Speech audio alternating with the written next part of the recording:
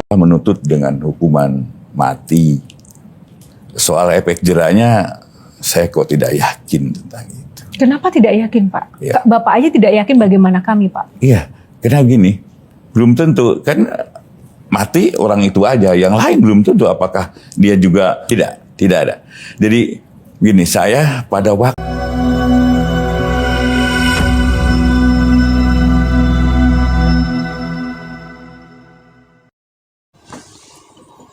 Halo teman-teman, kali ini kita mau membahas dari pertemuan Bapak Burhanuddin, yaitu Kejaksaan Agung. Itu pada saat pertemuan mereka dengan para adik-adik mahasiswa dan para pengamat lainnya. Jadi di salah satu studio televisi di Jakarta. Sepertinya ya kalau kita dengar daripada pembicaraan ini semuanya terharu dan bangga terhadap Bapak Burhanuddin, karena mungkin dari tim kinerja dia selama ini yang begitu menghebohkan dunia ataupun ya Indonesia pada khususnya ya, yang mendapatkan koruptor dari Pertamina itu yang ribuan triliun. Ya, itu kita harus acungkan jempol kepada Bapak pimpinan Kejaksaan Agung itu. Akan tetapi di sini kita terlalu mengagungkan Jaksa Agung ini, nanti bisa kita suatu saat kecewa. Kecewanya di mana?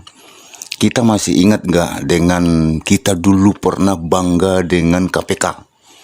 Begitu KPK melakukan gebrakan habis-habisan pada saat itu, pada zaman Antasari, mereka melakukan pemberantasan korupsi yang begitu masif, dan masyarakat Indonesia telah membanggakan pada saat itu bahwa KPK ini dah salah satunya jalan untuk yang bisa memberantas korupsi di Indonesia ini.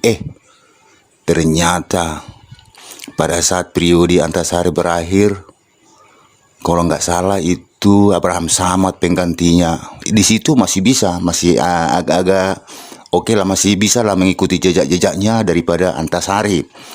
Tapi setelah itu kan setelah sudah selesai Abraham Samad itu ya sudah nggak ada lagi. Kenapa? Karena memang masyarakat terlalu optimis bahwa KPK ini bisa memberantas ataupun bisa menyelesaikan perkorupsian yang ada di Indonesia. Ternyata di belakangnya itu ada yang memantau kinerja KPK ini. Artinya memantau KPK ini dari sisi orang-orang yang berkoruptor juga, yang berjemaah koruptornya juga memantau kinerja mereka. Artinya apa? Mereka melihat bahwa ini KPK akan berbahaya jika mereka melanjutkan kinerjanya seperti itu terus menerus tahun ke tahun. Artinya semua akan bisa disasar dia. Akhirnya apa? Pemerintah dan DPR ya mengkebiri daripada kekuasaan KPK itu untuk memberantas korupsi. Di situ langsung dikurangi daripada hak dia untuk memberantas korupsi. Pemerintah pada saat itu mengkebiri untuk memberantas korupsi ini agar KPK itu misalnya kekuasaannya itu agak dilemahkan begitu. Jadi enggak sekuat KPK yang zaman dulu lagi. Contoh, kalau KPK ingin menggrebe ataupun misalnya mau membuat koruptor itu tertangkap tangan gitu ya. Kalau seandainya melakukan tertangkap tangan gitu, harus melakukan tanda tangan dulu daripada pengetua katakanlah ya, pengawas daripada KPK. Ini ada beberapa orang, ini 5 atau 7 orang itu. Jadi orang ini harus menandatangani dulu bahwa ada si A yang mau ditangkap misalnya di daerah misalnya suatu daerah gitu. mereka ini harus kasih tahu dulu bahwa si A mau ditangkap di daerah ini.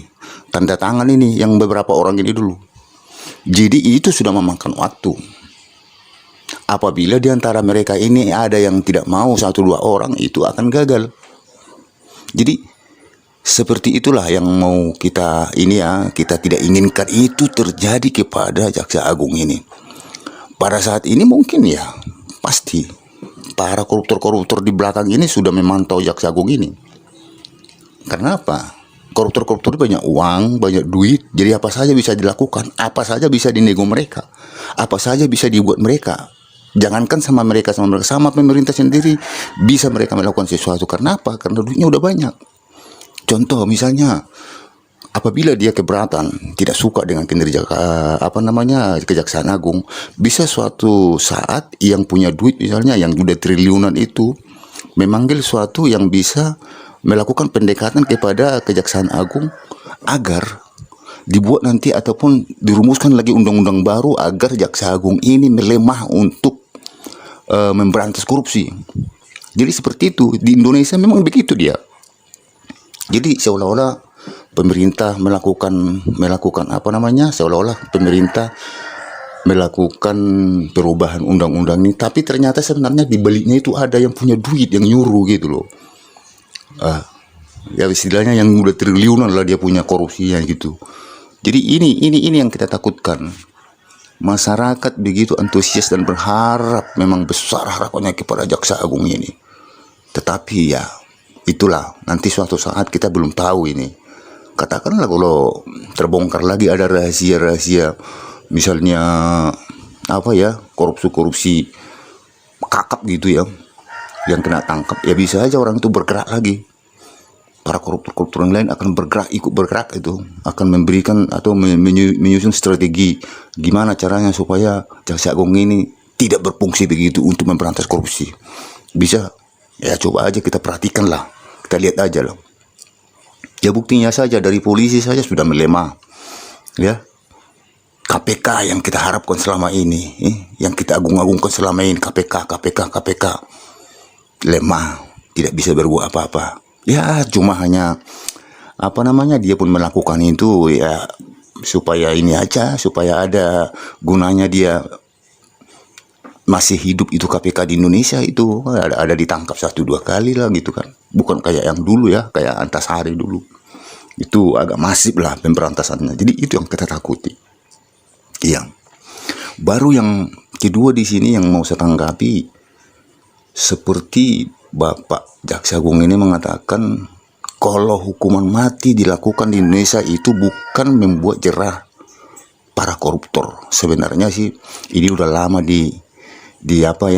digaung-gaungkan masyarakat agar itu dilakukan pemerintah gitu untuk hukuman-hukuman para koruptor. Karena selama ini koruptor hanya dihukum 5 tahun, 4 tahun, 7 tahun, 20 tahun, paling tinggi itu pun karena sudah masyarakat yang yang misalnya tekan-tekan itu, makanya dibuat seperti itu. Jadi maksud aku, kenapa Jaksa Agung mengatakan bahwa koruptor itu jika dilakukan hukuman mati itu tidak menjadi sesuatu hukuman jerah bagi mereka? Pertanyaan saya ini, apakah sudah pernah dilakukan? Kenapa langsung Jaksa Agung mengatakan itu tidak akan jerah? Jadi harus bagaimana yang jerah? Kan itu pertanyaan sekarang. Tapi kalau Jaksa Agung mengatakan kalau hukuman mati itu kurang percaya saya bahwa itu jerah pelakunya, pelaku koruptor. Tetapi kalau ini dilakukan, kemungkinan yang begitu dong Pak Jaksa Agung. Jangan bilang, misalnya kalau orang bilang kalau koruptor itu dihukum mati pasti tidak akan jerah, cuma begitu saja. Apa sudah pernah dilakukan Jaksa Agung ataupun hukuman di Indonesia ini terhadap koruptor itu hukuman mati? Sehingga kita lihat setelah dilakukan hukuman mati itu masih banyak menjamur begitu. Kita kan sudah lihat di Cina sana. Di Cina itu dulu 20 tahun, 30 tahun yang lewat itu raja daripada koruptor di dunia itu.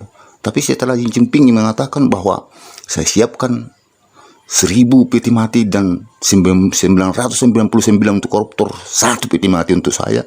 Sekarang kita lihat perkembangan Cina yang paling pesat dan dahsyat itu. Koruptornya ya tetap ada koruptor, tapi sekitar 80-90% itu udah turun untuk koruptor itu. Dan kita lihat ya di sekelilingnya saja, satu partai dengan dia saja Xi Jinping itu koruptornya itu disikat sama dia, dihukum mati. Itu baru namanya pemberantasan koruptor. Di samping dia sendiri orangnya, satu partai sama dia, sama Xi Jinping, dihabisin sama dia. Itulah betul-betul pemberantasan koruptor. Jadi saya pun tak tahu lah, seandainya ada penegak-penegak hukum ataupun pakar-pakar hukum ataupun apa saja namanya di Indonesia ini yang melarang daripada hukuman mati itu dilakukan ataupun tidak setuju hukuman mati itu dilakukan, kalau misalnya hukuman mati dilakukan tidak akan membuat jerah para koruptor. Sekarang aku bilang pertanyaannya, kalau Anda mengatakan jadi hukuman apa yang mau dibuat begitu loh. Artinya kalau Anda bilang tidak ada gunanya dibuat atau tidak membuat jerah para koruptor dengan hukuman mati, harus kamu lanjutkan pernyataan lain, terkecuali hukuman ini dibuat baru jerah begitu. Kalau cuma hanya mengatakan tidak jerah dengan hukuman mati, jadi curiga kita kalau misalnya ada orang-orang yang mengatakan hukuman mati dibuat tidak akan jerah para koruptor. Kita jadi curiga gitu. Apa jangan-jangan ada saudaranya yang koruptor, ada yang teman-temannya yang koruptor, itu yang dia takut. Jangan-jangan nanti kalau ketahuan ini bisa mati dia ini. Jadi maksud aku, kalau ada misalnya yang keberatan dengan hukuman mati dengan koruptor, berikan hukuman apa sebenarnya yang patut gitu loh. Hukuman apa sebenarnya yang layak gitu sama koruptor.